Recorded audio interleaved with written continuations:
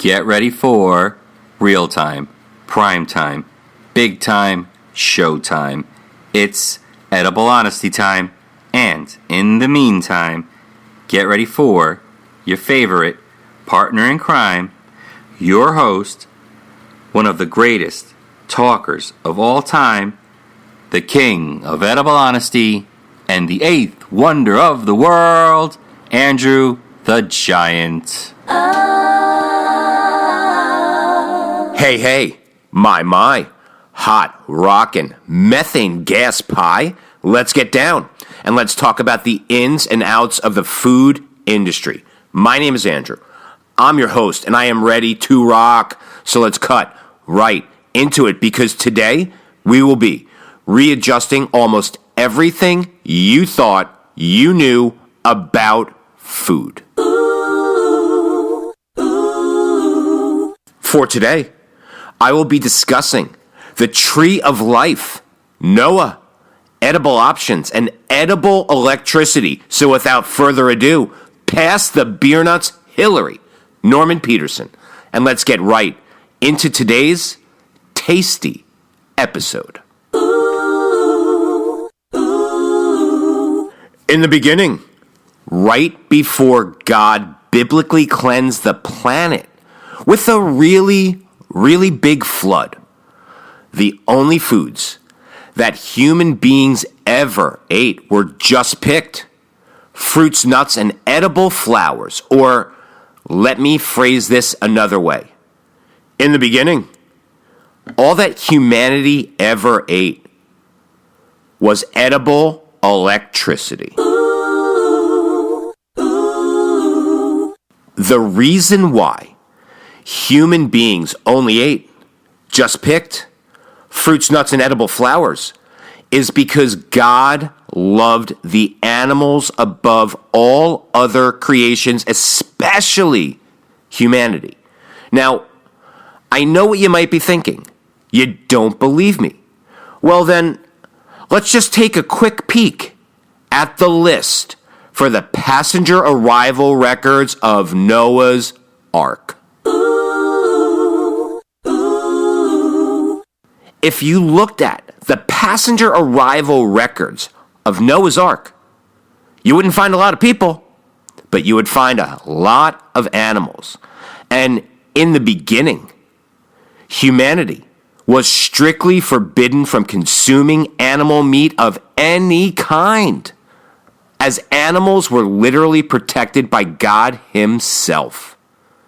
And back then, before the Great Flood, when humanity was only consuming edible electricity, people commonly lived to be 900 years old. Wait, did you just say that people used to eat only edible electricity and that they commonly lived to be 900 years old? I did. Surely you can't be serious. I'm serious. And stop calling me Shirley. Allow me to clarify this one more time. Before the Great Flood, humans regularly lived to be 900 years old, edible fact. And 900 years old is the equivalent of living until infinity and beyond.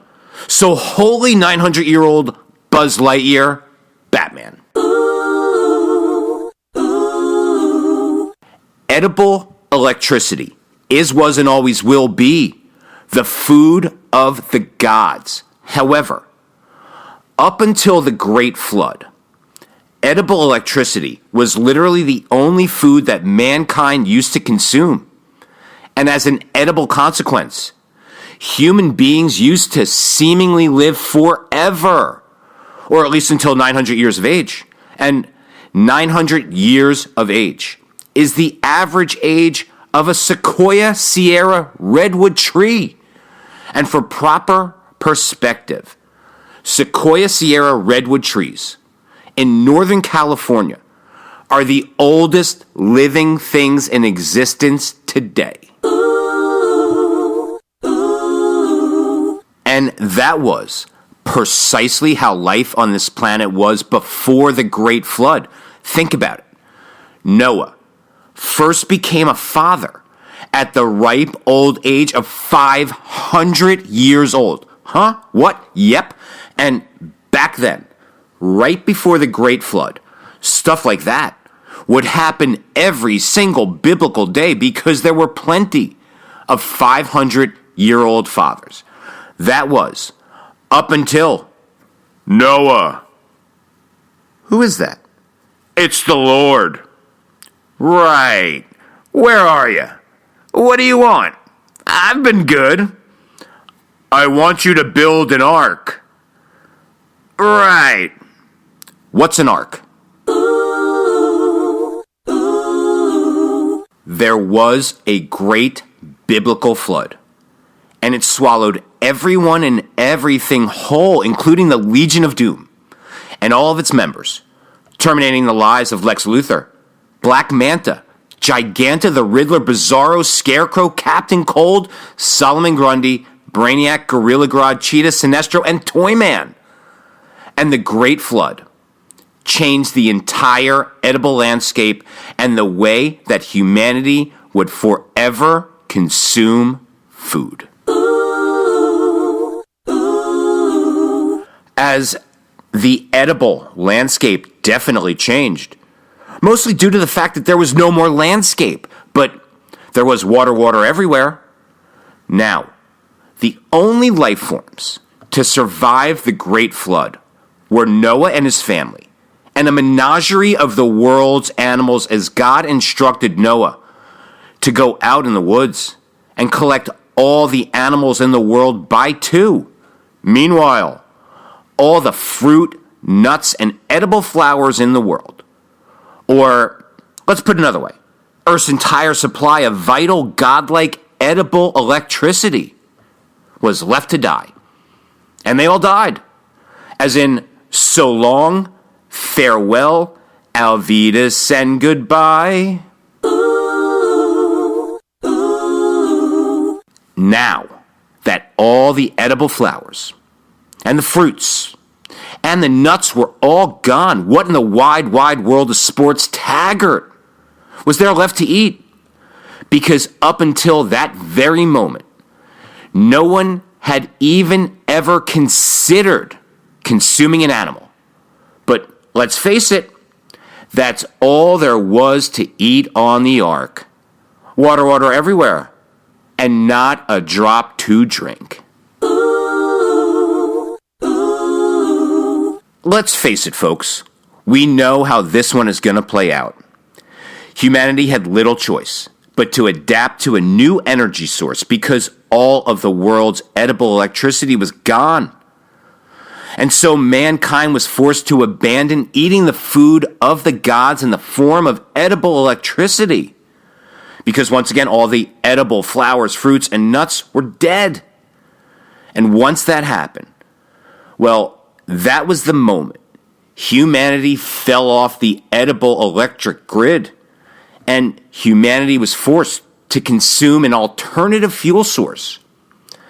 And the moment humanity started to consume an alternative fuel source to edible electricity, well, something happened. Our lifespan was instantly reduced by over 92%, and we never dined like or with the gods ever again. So when we were forced to abandon edible electricity and forced to consume an alternative energy source, well, you know what happened? We quickly turned to the consumption of animal meat. However, animal meat is definitely not edible electricity because animal meat does not convert sunlight into electrical energy. Only plants and Joel Osteen can convert sunlight into electrical energy. And so let us all say, amen.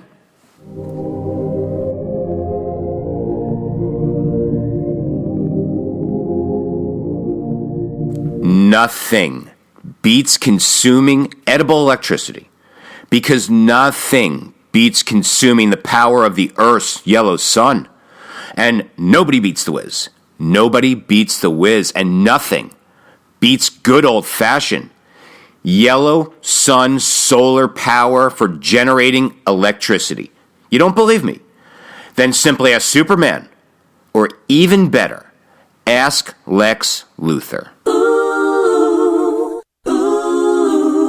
The very first step that we need to take in the battle of preventing planetary gingivitis, or what the political pundits like to call another impending ecological climactic disaster, is to quickly shift as many energy services as we possibly can over to electricity.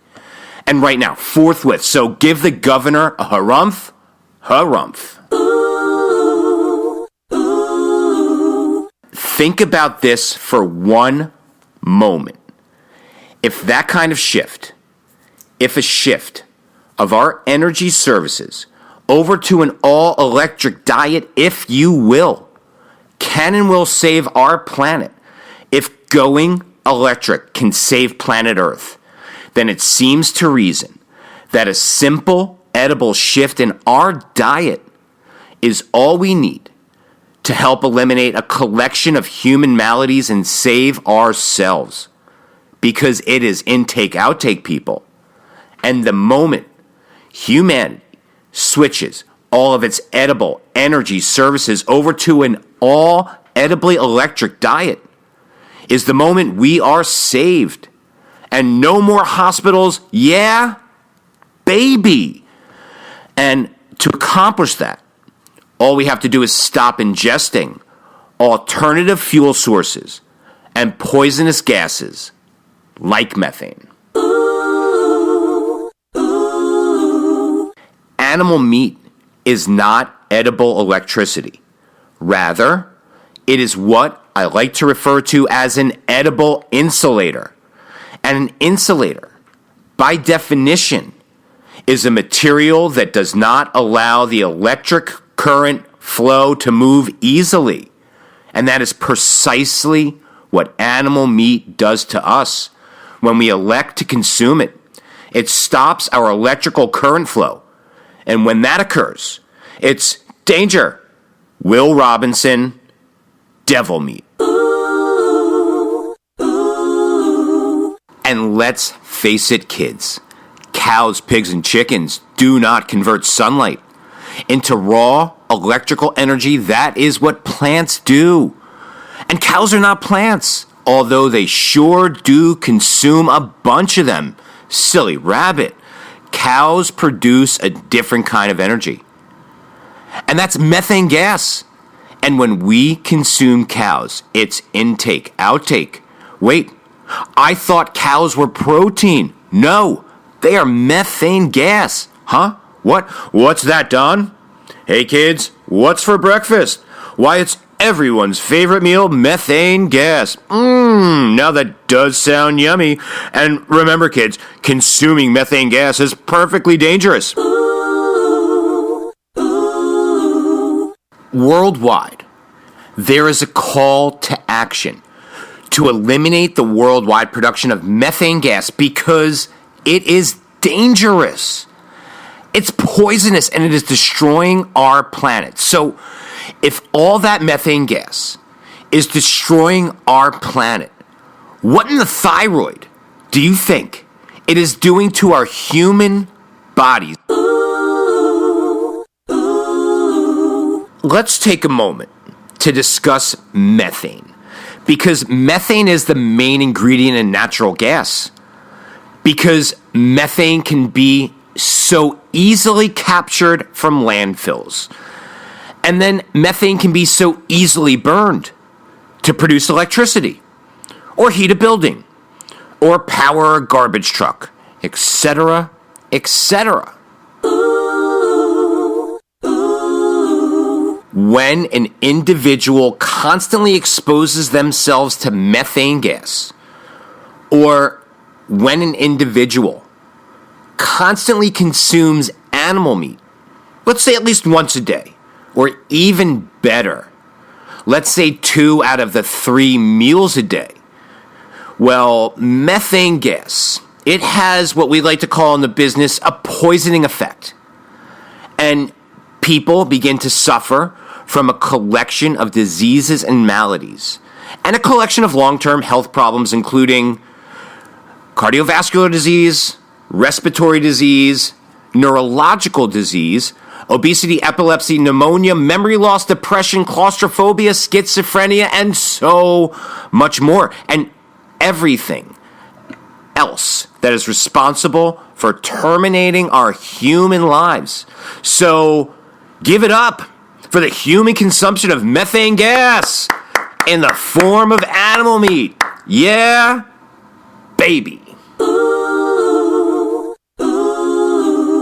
For some reason, Noah was told to roam the earth and gather 2 of every animal, but he was not to gather any edible seeds at all. And ever since that moment, humanity has been, and pardon the expression, plagued with the consumption of methane gas in the form of raw and cooked animal meat.